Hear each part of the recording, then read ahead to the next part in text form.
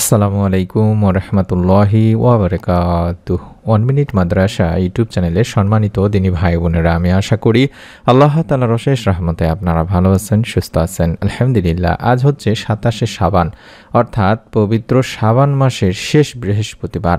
এই শেষের দিকে, শাবান মাসের শেষের দিকে বিশ্বনবী সাল্লাল্লাহু আলাইহি ওয়াসাল্লাম কিছু বিশেষ তাসবিহ ও দোয়া পড়তেন। সেই বিশেষ তাসবিহ ও দোয়াগুলো আমরা অবশ্যই পড়ার চেষ্টা করব এবং বিশ্বনবী সাল্লাল্লাহু আলাইহি ওয়াসাল্লামের সঙ্গে জান্নাতের জন্য কামনা করব। আমাদের জীবনের যত গুনাহ আছে সব গুনাহ মাফ চাইব। আমি আশা করছি আপনারা অবশ্যই এই আমলটি নিজেরা করবেন, আপনার নিকট আত্মীয়স্বজনদেরকেও করতে বলবেন ভিডিওটি থেকে জানার পরে।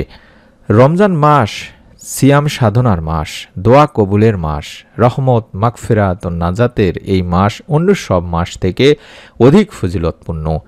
এ মাসেই মহান আল্লাহ তাআলা পবিত্র কোরআন নাজিল করেছেন, আর এই মাসেই একটি নফল এবাদত একটি ফরজ এবাদতের সমতুল্য। সুবহানাল্লাহ। তাই এই মাসে আমরা বেশি বেশি করে আমল ও দোয়া করব দিনী ভাই বোনেরা। রমজান মাসে মহান রব্বুল আলামিন আল্লাহ তাআলা তার বান্দার প্রতি অবিরত রহমত বরকত নাজিল করে থাকেন, আর বান্দাকে মাগফিরাত ও নাজাত দান করে থাকেন।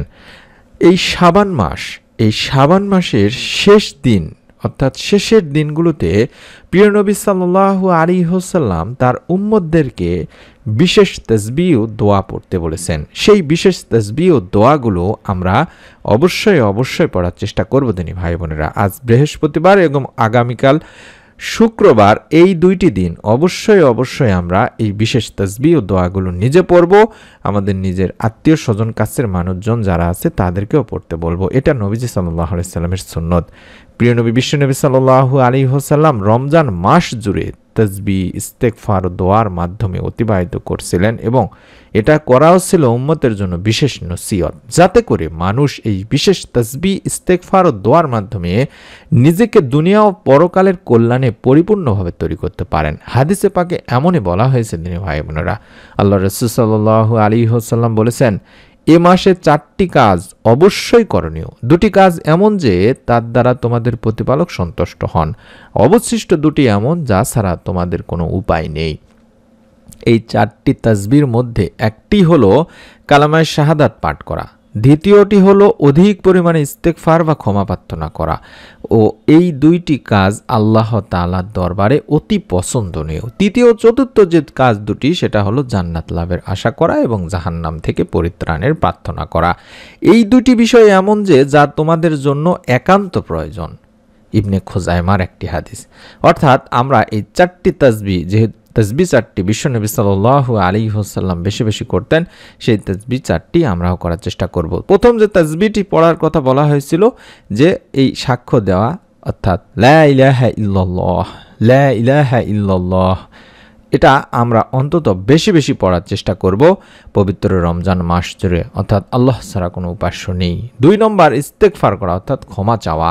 হাদিসে অনেক ইস্তেগফার রয়েছে, এর যে কোনোটি আপনি পড়লেই হবে ইনশাল্লাহ। যেমন শুধুমাত্র আস্তাগফিরুল্লাহ পড়তে পারেন, অথবা আস্তাগফিরুল্লাহ ওয়া আতুবু ইলাইহি, আস্তাগফিরুল্লাহ ওয়া আতুবু ইলাইহি, আস্তাগফিরুল্লাহ ওয়া আতুবু ইলাইহি, অথবা রাব্বিগফিরলি ওয়া আতুবু আলাইয়া ইন্নাকা আনতাত তাওয়াবুর রহিম, এটাও আপনারা পড়তে পারেন।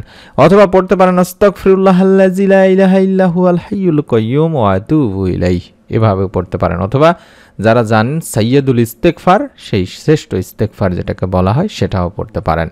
এবং আল্লাহ তাআলার কাছে আমরা জান্নাত লাভ এবং জাহান্নাম থেকে মুক্তির জন্য দোয়া করব। এবং এই দোয়াটি আমি যেটা দেখাচ্ছি স্ক্রিনের মধ্যে, এই দোয়াটিও বেশি বেশি করে পড়বেন। আল্লাহুম্মা ইন্না নাসআলুকাল জান্নাতা ওয়া নাউযু বিকা মিনান নার, আল্লাহুম্মা ইন্না নাসআলুকাল জান্নাতা ওয়া নাউযু বিকা মিনান নার।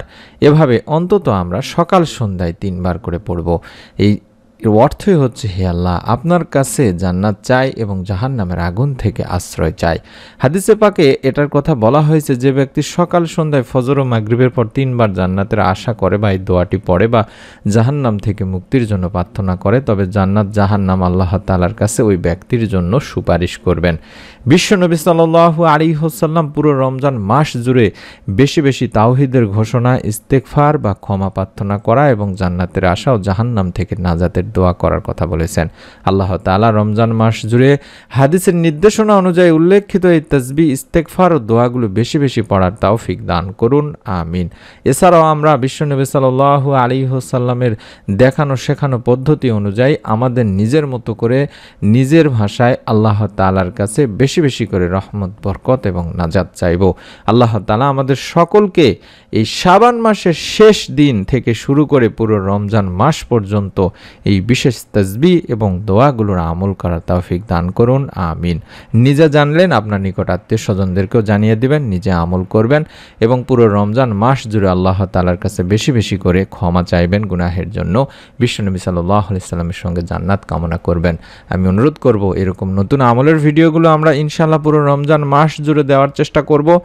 সকলেই এখন পর্যন্ত যারা যারা চ্যানেলটি সাবস্ক্রাইব করেননি, অবশ্যই চ্যানেলটি সাবস্ক্রাইব করে বেল বাটনটি অন করে রেখে দিন, নতুন আমলের ভিডিওগুলো যাতে মিস না করে ফেলেন তার জন্য। সকলে ভালো থাকুন, সুস্থ থাকুন। নতুন ভিডিও দেখার আমন্ত্রণ জানাচ্ছি। আসসালামু আলাইকুম ওয়া রাহমাতুল্লাহি ওয়া বারাকাতুহু।